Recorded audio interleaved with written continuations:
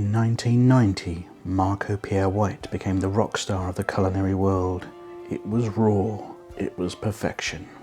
And today I'm putting that legacy into a black plastic box we usually heat up frozen chips in. Yes, I'm going to attempt a savarin of raspberries, a recipe from his book White Heat from 1990, a sort of take on a rum barbar. I want to see if we can do it in here. Is that an insult to the devil in the kitchen? If it works, we've unlocked high-end pastry for home cooks. If it doesn't, well, the cleanup will be easy. I should add, not sponsored in any way, not by Ninja, and definitely not by Marco Pierre White. Let's make a start with the dough. Just mixing yeast with warm milk and a little flour just to get things started. It's got flour, eggs and a pinch of salt. Just going to mix those together to a dough. Now my yeast has got started, we'll add that too. That is a lot of yeast for quite a small amount of flour. Usually I'd be adding about 7 grams of yeast, which is a standard sachet, to about 400, 500 grams of flour, depending on the recipe. But that just called for 8 grams to 115 grams of flour. And I've just spotted we're supposed to add the sugar as well, so let's pop that in now and work that through.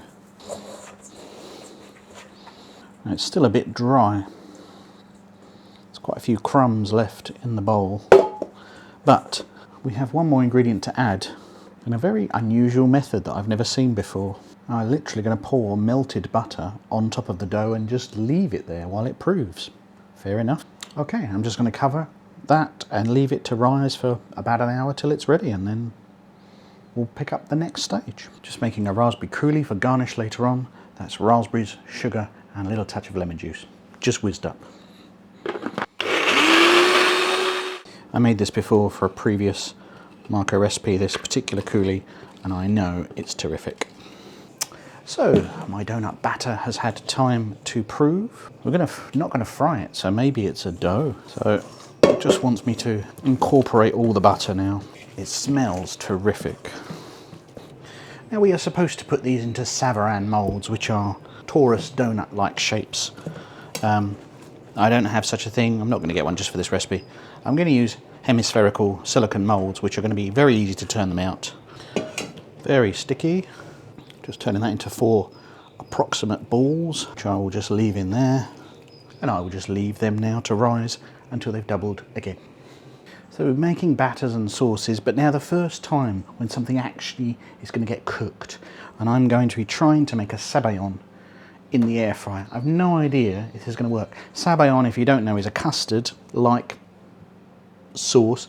Generally, you pop a bowl over a bubbling saucepan, a bain-marie, and then you whisk in egg yolks, often with a liqueur, sometimes cream, and fold it and make a really velvety sauce, which I have done before, but I'm going to attempt to do it in the air fryer. So in this bowl I've got egg yolks, sugar, kirsch, and some liquid glucose. So I've just given that a beat together. I'm going to pop it in my air fryer tray. Pop it on a low heat, then for a couple of minutes at a time, just blast it, whisk it, blast it, whisk it. Let's see what happens. Helps if you plug it in. I'm just going with 170 and 5 minutes. This is all guesswork. Let's find out what happens. Well, it's had its first lot of 5 minutes. Let's take a look. So it's just starting to set around the edge. Just set like a custard. So I'm just going to whisk it to break it up. And we'll put it back in and do it again. Luckily, having made a sabayon before, I know we're looking for this. Thank you. This like whipped cream texture, like a very smooth custard. Here we go again. My sabayon has had 12 minutes now. I just knocked the temperature down in the air fryer a little bit. So we end up with a mixture that was frothy when I took it out of the air fryer. The froth has died away now. A much more thick, custard-like mixture. Some parts of the egg yolk have coagulated, but I'm hoping I can beat that in to the final sauce. We now have to just leave this to cool. while we do everything else. And so my little donut friends have had time to expand in their little moulds. Should have thought more ahead. This is too big to go in my air fryer, so I'm just going to pop them all onto greaseproof paper.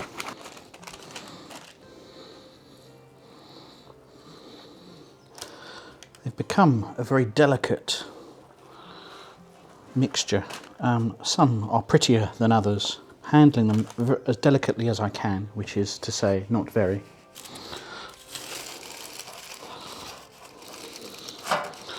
I'm just using a piece of tin foil to help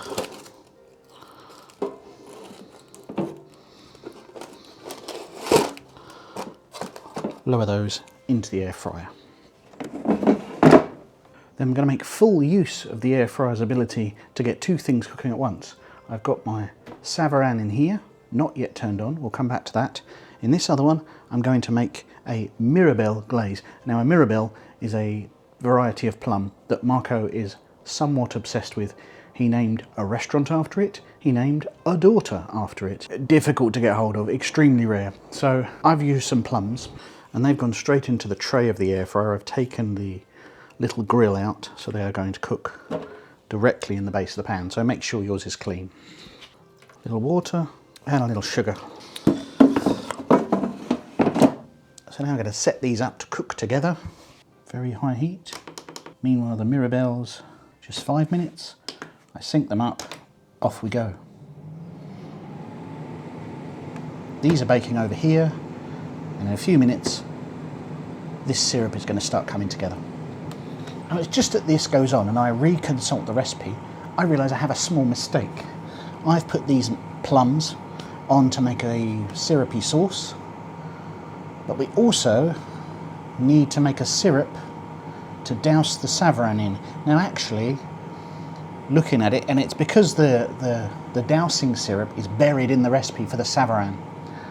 So what I'm going to do is I'm going to take the savarin out and coat them in the syrup, then pulse down the rest of it to make the sauce. I think we'll achieve the same thing, and we've shortcutted making yet another pointless syrup. So let's take a look after just 4 minutes, and they are already colouring, so I'm going to need to ratchet that right down. I actually think they're not far off cooked, so I've just adjusted the temperatures a bit, brought it down a touch, just to finish cooking them throughout, and see where we get to. So my little dudes are quite coloured now, just to check it's cooked inside. And it is perfectly puffy inside. So they're done. Where I want to give these a little bath in syrup, all those lovely juices, but then just let them drain. I'm just going to give these a couple of minutes to just chill out and let the glaze go sticky all over them. And then we're not far off serving. So I've just taken the contents of that air fryer basket, the plums and the syrup, and that's just going to be liquidized. I think it's worth saying that I'm perhaps not using the air fryer the way that the manufacturer intended. I've taken precautions, so I'm happy with the way that I'm working, and I've got to clean it up and sort it out. But you may not be. You take whatever precautions you feel is fit if you're silly enough to attempt recipes like this. And if you continue to think I'm silly, that's great. And if you want to see more silliness, please hit the subscribe button down below. It's completely free and just helps support the channel. If you want to go even further, click the join button, which for as little as 99p a month, you'll get extra little bonus bits and bobs as and when I can film them, and you help support me. Win-win. We start with some of our sabayon, loosened with cream that has been lightly whipped. Place my savarin down, brush with a little of this plum glaze, and some raspberries just tossed in raspberry coulis. And there's our finished dish, our sort of playful take on a rum barbar. And that's given us a really fun dessert. Some bready, spongy cake, which is much lighter than you would think. sweet, intense, jammy raspberries, and lovely little cooling custard cream at the end. If I had to do it again, I would just lower the temperature on those savarin. Marco wanted 220 in a regular oven, which is of course a massive box. The air fryer with the element much closer to the cake is going to catch it quicker. So yes, I'd do it again, but I'd just knock the heat down a little bit. And we still get a tasty cake at the end of it. I'm not sure that that dish is Marco approved, but I liked it and I had a lot of fun. And I hope you liked it too, and I will catch you next time.